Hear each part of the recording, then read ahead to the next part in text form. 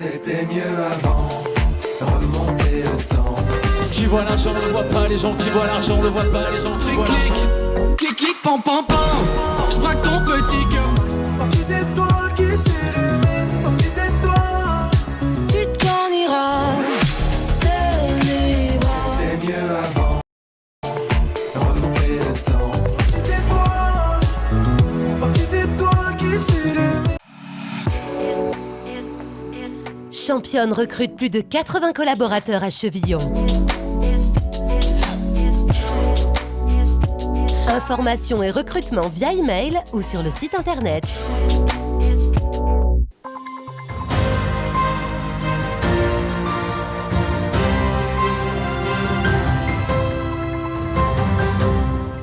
Bonsoir à toutes et à tous, jeudi 29 juin, bienvenue dans cette édition du 15 Info. Voici les titres.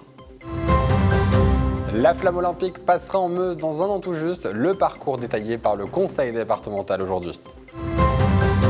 Une première à Saint-Dizier, la Coupe d'Afrique des Nations de quartier se déroulait il y a quelques jours au cœur du quartier du Verbois, une ambiance enflammée. Il se prépare à l'aube du festival Musical Été, deux DJ bragards sont déjà aux platines.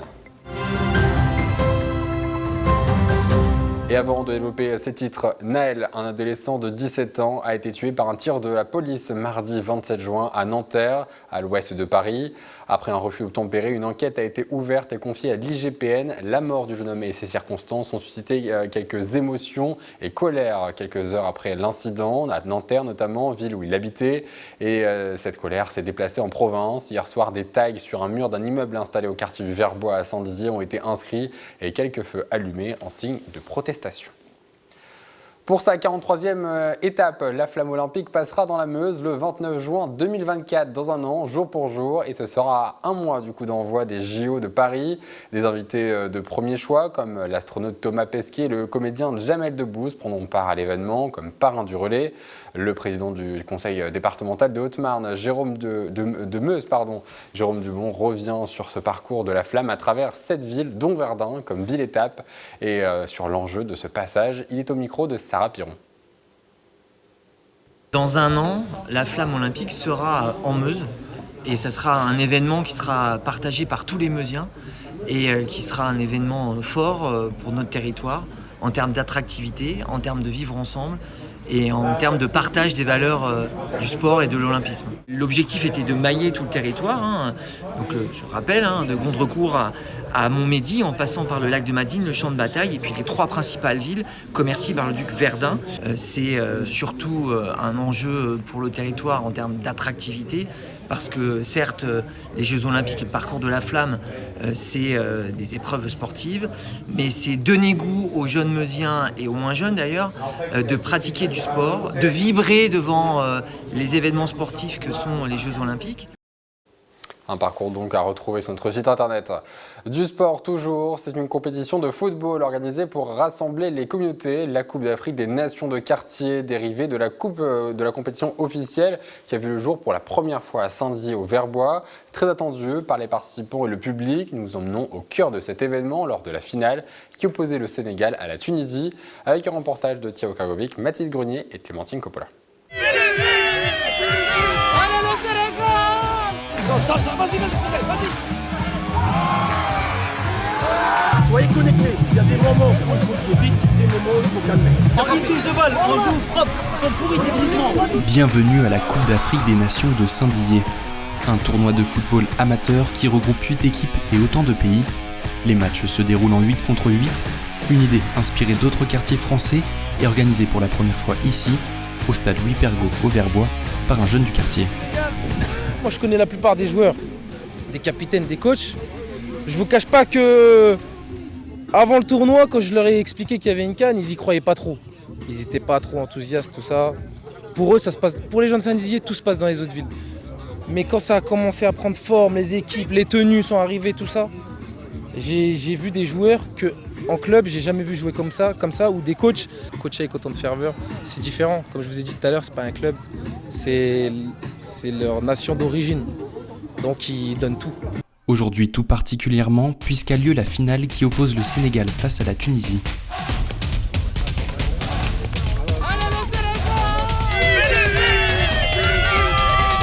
Aujourd'hui, Sénégal-Tunisie, c'est des frères. Que le meilleur gagne, mais j'ai une petite pensée pour la Tunisie quand même. Très vite, le Sénégal marque le premier but.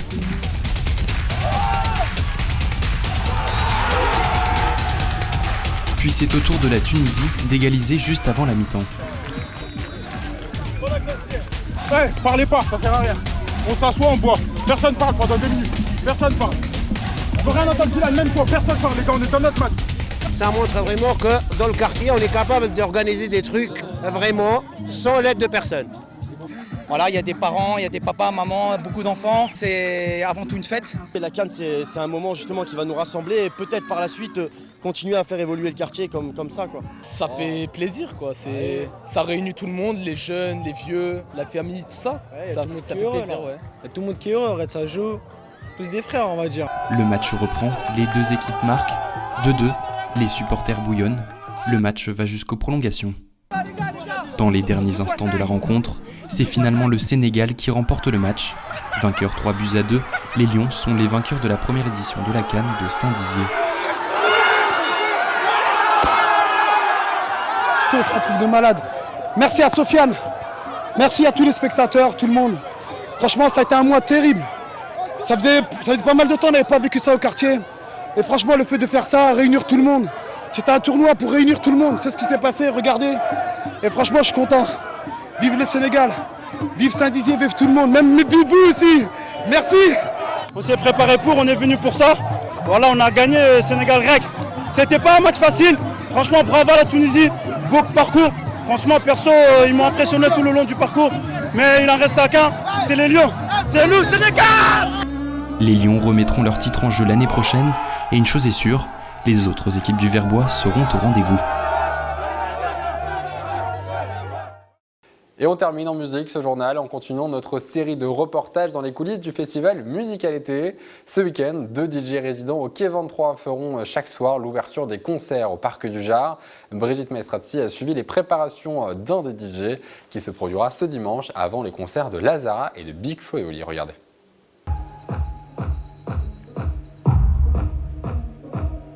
Derrière ses platines, Mathieu répète les musiques qu'il a prévues pour le festival Musicalité.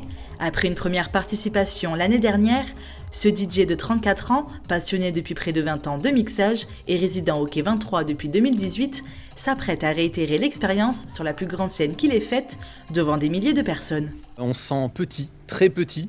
C'est vrai que quand on est devant la scène, on ne se rend pas forcément compte de la taille de la scène. On se dit oui, c'est grand. Mais quand on est tout seul au milieu de la scène, et là on se dit c'est vraiment très très grand. Une fois que ça commence, une fois qu'on commence à mettre notre casque, on commence à mettre la musique. Là on est un peu plus dans notre univers et on fait un peu abstraction de ce qui se passe à côté et on prend un peu l'énergie du public. On pense plus forcément au fait qu'on soit tout petit sur cette scène. Le logiciel va faire la waveform, donc vraiment la forme d'onde de la musique.